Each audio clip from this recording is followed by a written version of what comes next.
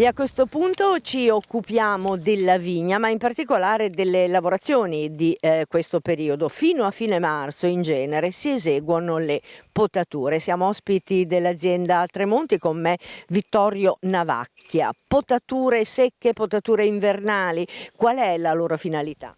Beh, la potatura invernale è fondamentale perché fin da questa fase siamo noi che decidiamo quanta uva faremo produrre alle nostre piante, quindi è fondamentale per dare un primo senso alla nostra vigna e alla qualità che vorremmo fare, insomma, che andremo a fare. Ecco, come si esegue? Cioè cambia la potatura a seconda del sistema di allevamento, a seconda del vitigno, a seconda dell'esposizione del vigneto? Assolutamente sì, qui per esempio siamo in una vigna di Sauvignon Blanc. Questa potatura che i ragazzi stanno facendo adesso è una potatura Guyot, dove ogni anno si vede c'è il tralcio di rinnovo nuovo di un anno, per dire nel vigneto di Sangiovese si fanno delle potature a cordone speronato che sono completamente diverse, e per dire per il vitigno Albana si fanno le potature a capovolto con tralci molto lunghi, perché per esempio l'Albana ha una fertilità apicale delle gemme, quindi devo lasciare dei tralci più lunghi perché le prime gemme vicino alla pianta non fanno l'uva.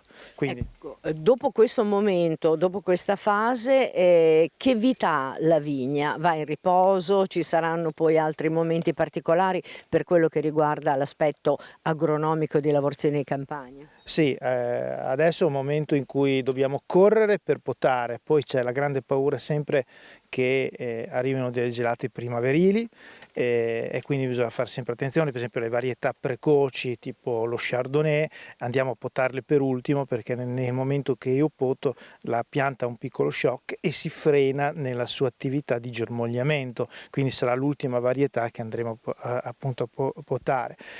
Fatta la potatura in inverno, dopo a livello di operazioni manuali si resta fermi più o meno verso maggio, i primi di maggio, quando si iniziano le prime potature verdi con la scacchiatura vera e propria, che lì si va a selezionare i tralci migliori che faranno l'uva, insomma, quindi questa qui è un po' la fase. È vero che è difficile trovare potatori bravi e voi siete fortunati. Noi siamo fortunatissimi, abbiamo una squadra molto valida, sono ragazzi giovani, sono dei ragazzi dell'Albania, della Moldavia, abbiamo comunque anche potatori italiani storici, però sì, noi abbiamo la nostra squadra che ogni anno cerchiamo di mantenere al meglio. In questo momento fra le due aziende, tra Forlì e Imola, abbiamo 7 potatori in campo, perché è il momento in cui bisogna correre, poi insomma c'è un bel sole, le giornate sono belle, insomma, fin troppo caldo.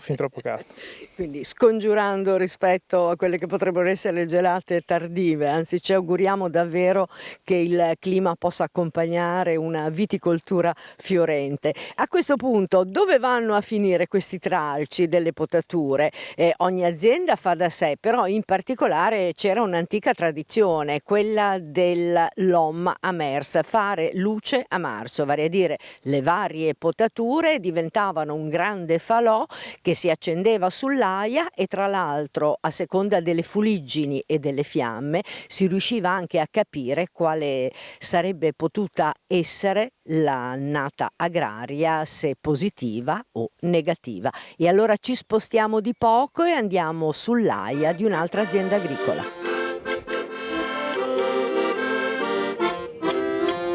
Se ti vuoi divertire e se vuoi anche cantare, noi siamo il tuo solare, musica popolare, insieme in allegria, cantiamo Magna Mia, siamo Franco e Giuseppe, vi faremo divertire.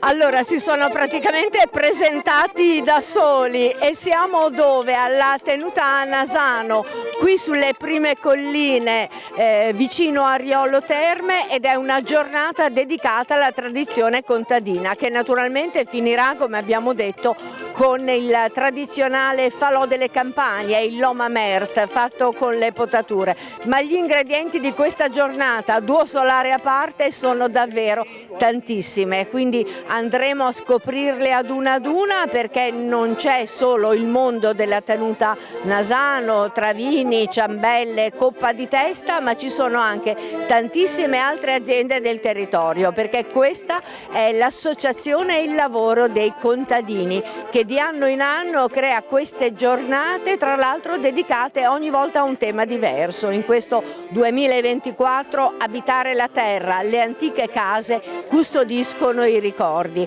e qui oggi di ricordi ma anche di presente ce n'è tanto.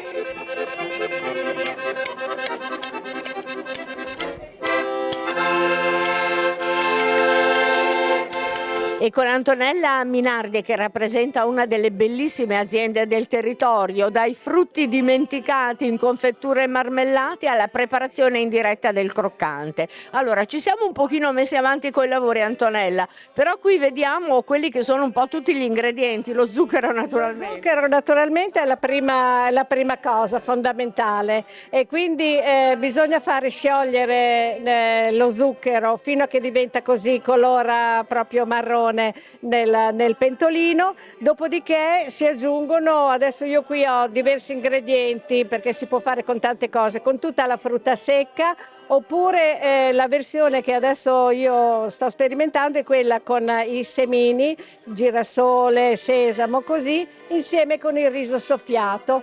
Questa è, diciamo, la nuova versione. In campagna una volta si faceva solamente con la frutta secca, noci, noccioline, mandorle, così, però ci sono anche tante altre versioni. Quando lo zucchero è sciolto è sciolto, si mette quello che uno vuole usare. sempre all'interno del pentolino. Esatto, Mescola. si mescola così, poi serve rigorosamente il piano di marmo oliato per non fare attaccare lo zucchero, e poi tutto quanto oliato, quindi coltelli, cucchiai, tutto, e poi niente, una volta che è freddo si taglia a seconda dell'uso che se ne vuole fare. E si lascia raffreddare prima di gustare. Raffreddare, esatto. Io ho fatto anche per i bimbi a cui piace molto il lecca lecca, quello che una volta era il nostro, diciamo, la nostra caramella, ecco. Esatto. E adesso vedo che i bimbi ne vanno matti perché è una cosa particolare, insomma. E questo è fatto solo con lo zucchero.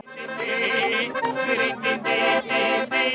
com'è bella saperla vendemmare, e far l'amore con la mia bella, e far l'amore in mezzo ai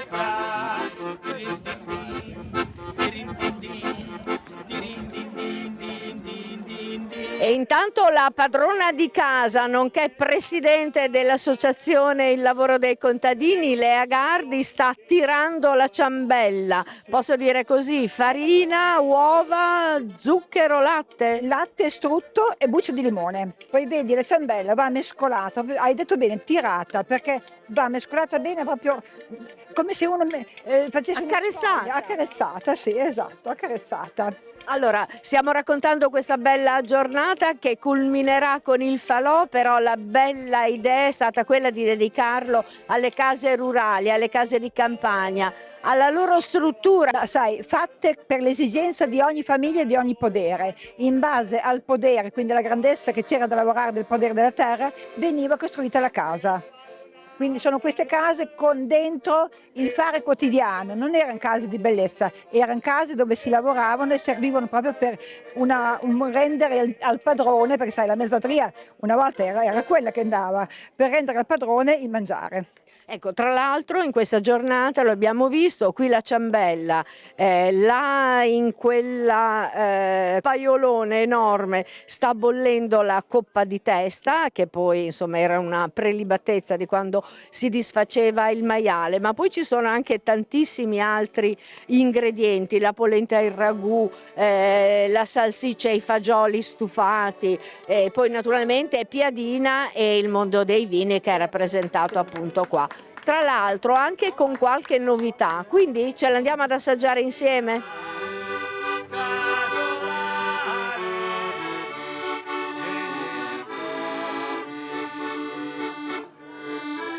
Allora, qui in casa Nasano, in questa bella tenuta anche vitivinicola, ci sono delle novità. Questo è un nuovo nato? Sì, quest'anno è il primo anno che imbottigliamo questo vino, il Gioia, abbiamo chiamato l'etichetta, ed è un uve famoso. Ecco, famoso è un vitigno particolare proprio di queste terre, un tempo dimenticato, adesso ritrovato. Esatto, infatti famoso di nome ma non proprio di fatto. Rientra fra quei vitigni minori, vitigni antichi, un po' riscoperti ultimamente, insomma. Era diffuso in Romagna, poi è stato abbandonato e negli ultimi anni è un po' stato ripreso e si sta rivalutando questo vino aromatico. Sì, abbiamo fatto in versione frizzante, è un vino molto seducente perché i suoi aromi ricordano gli agrumi, spazia fra aromi fruttati e floreali. È un vino molto fresco, un vino snello, piacevolmente aromatico. Le tradizioni sono antiche, ma qui sull'Aia c'è anche tanta gioventù e tanta curiosità e questo è molto bello. Allora, signora Marisa, contornata da queste due damigelle, lei arriva da Modigliana e ci porta un allevamento di bufale con cui fa ricotta e formaggio. Formaggio e ricotta, prevalentemente ricotta. Ma come le è venuta in mente l'idea delle bufale? Ma siamo partiti 30 anni fa con 2 o 3 bufale e dopo abbiamo continuato così. Però immagino che il sapore dei formaggi e La bufala è diverso, la bufala produce massimo 10 litri di latte, confronto alle mucche che ne fanno anche 40, però è un latte diverso, un latte particolare che dà soddisfazione a lavorarlo. Allora, lo facciamo assaggiare alle nostre due ragazze? L'avevate mai assaggiato il formaggio di bufala? No. Tu formaggio di bufala l'hai mai assaggiato? No. Allora una prima volta anche per voi.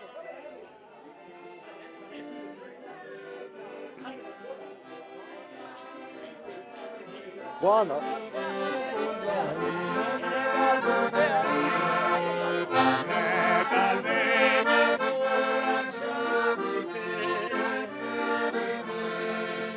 Gli antichi mestieri con Arcord della Campania, Mario Scalorbi. Allora, qui questa volta con la canapa si fanno le cinghie che a loro volta servivano poi per la lavorazione successiva. Esatto, questa qui è la canapa, questa è sisal, è un agave perché dicono che sia più robusta.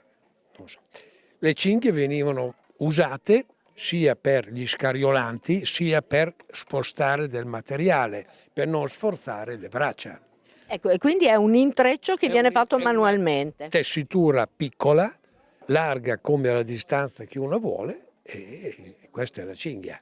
Che si può fare con questo strumento stando a sedere oppure come il signore che invece deve stare in piedi. Ma il risultato è uguale, per trasportare in spalla, tipo le canestri, le giare, servivano per le scariolanti come dicevo ed era la cintura. Può essere usata anche come cintura dei pantaloni. Ed era la cintura fatta. Voilà. Ed eccoci infatti di nuovo a Nasano, ma siamo alle battute finali, naturalmente con il bicchiere di vino in mano, non solo perché tra un po' si farà il nostro falò, ma anche perché qui con noi abbiamo un ospite in arte uvetta. Allora, al nostro Due Solare io chiedo di avvicinarsi al nostro bellissimo falò, perché questa è la tradizione delle campagne. Le potature bruciano e naturalmente questo falò dei contadini che fa? Le sue fuliggini si innalzano, le fiamme si levano e uno riesce anche a interpretare come sarà la vita di campagna. E intanto può partire anche, Tonino, la nostra polenta che è condita con stufato di maiale. Stufato di maiali in salmisi. Perfetto, allora noi profittiamo della presenza di Stefano Gardi, dei nostri calici, ma anche di uvetta. Allora, vino Ridens, qua di Ridens ce n'è stato tanto e anche di bere nelle nostre coppe e poi naturalmente noi stiamo seguendo anche l'evoluzione del nostro falò, del nostro Loma Merz. Buonasera a tutti, io mi chiamo Uvetta in arte, ho scritto una degustazione spettacolo che parla di vini e di Romagna e io mi presenterei così. Buonasera, ma quanta bella gente! Eh sì, il posto è meraviglioso e l'atmosfera è promettente. Mi chiamo Uvetta, ambasciatrice d'abbondanza, amica di forchetta. Sono qui perché come voi amo il buon vino, il buon cibo e l'occasione è perfetta, l'avrete già capito. Io uso la rima per parlare in versi di argomenti gioviali per i palati più diversi e poi accanto a me c'è sempre un sommelier. Ciò che dice è vero e ciò che beviamo è sano e poi con Uvetta Bacco e Venere, si dà la mano. Io mi inchino a Sua Maestà, il vino, calici e poesie, un connubio divino, sapori, parole, bontà e allegria. Allora, a questo punto che dire, noi facciamo il nostro brindisi a 3, mentre tutta la folla sta seguendo il nostro falò. Questo è stato il 2024 dell'Associazione Il Lavoro dei Contadini, che di anno in anno ripropone le tradizioni contadine, che appunto non vanno dimenticate, perché loro, insieme alle loro case, custodiscono i ricordi. Ti penso, vorrei tornare dalla mia bella al casolare. Romagna, Romagna mia, lontan da te non si può star.